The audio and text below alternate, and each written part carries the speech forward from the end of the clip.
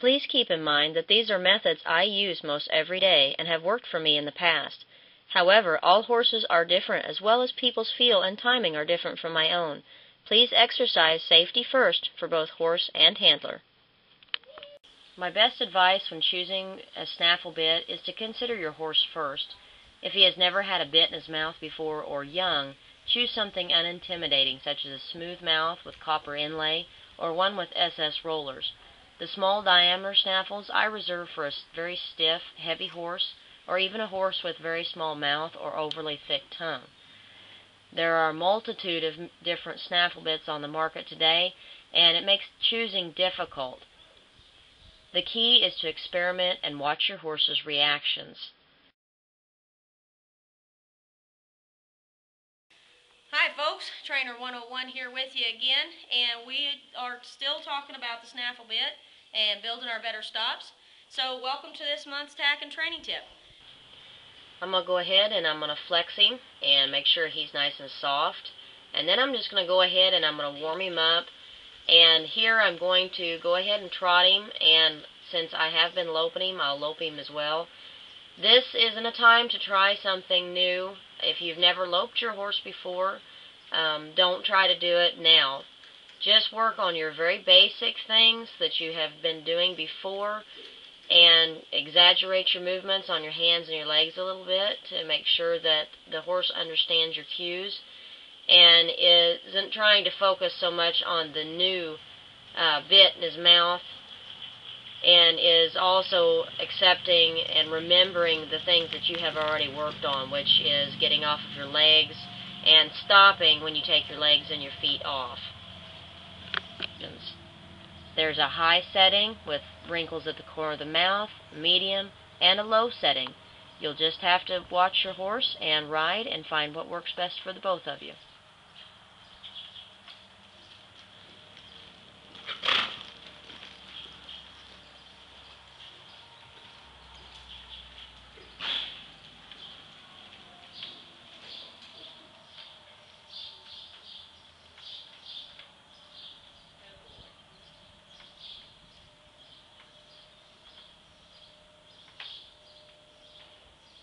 When we start stopping, you're wanting two hands and softness.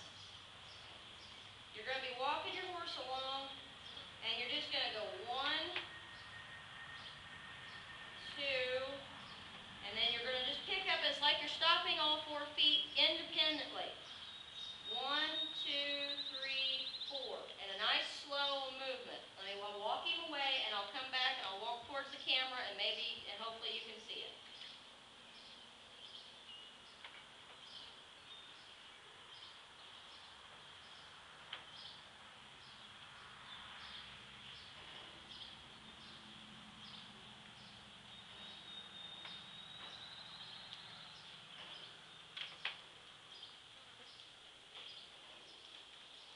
He's wanting to maneuver a little bit different, so pick up, 1, 2, 3, 4, till his nose drops down. Getting that softness off of the nose will help you later on. Don't ever let him stop nosed out. By that I mean pushing out against the bit. Pick up, 1, 2, 3, 4, until the nose comes down and gets soft. You see how much slack I've got, and this horse is soft in the mouth. That's what you're ultimately looking for, okay? And remember to warm them up before you start working on stop. It's in the snaffle bit that you can start really getting a good collective stop. You can start bringing the nose in later on when you start getting this. Okay? And remember that when you start moving and advancing a little bit more, you can start working on your lead departures, your turnarounds, your spins, your backing up, everything that you have already begun can come back and be worked in the snaffle.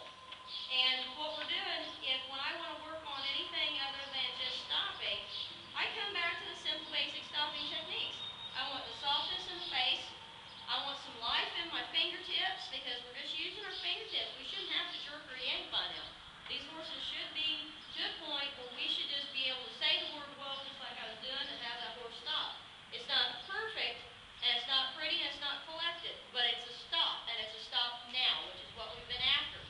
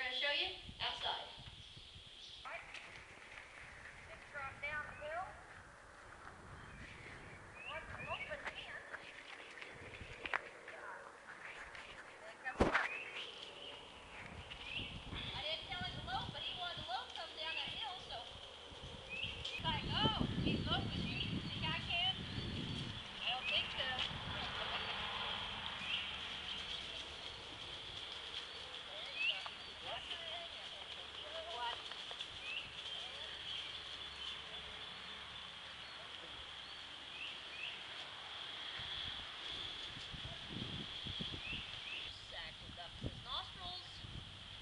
Yep, like that. Get off my leg. There you go.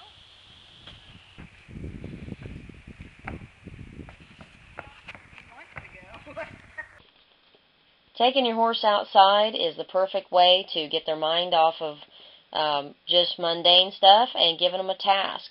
It really helps liven them up and gives them a fresh start. And I hope you've enjoyed this month's tack and training tips, and we'll see you next month.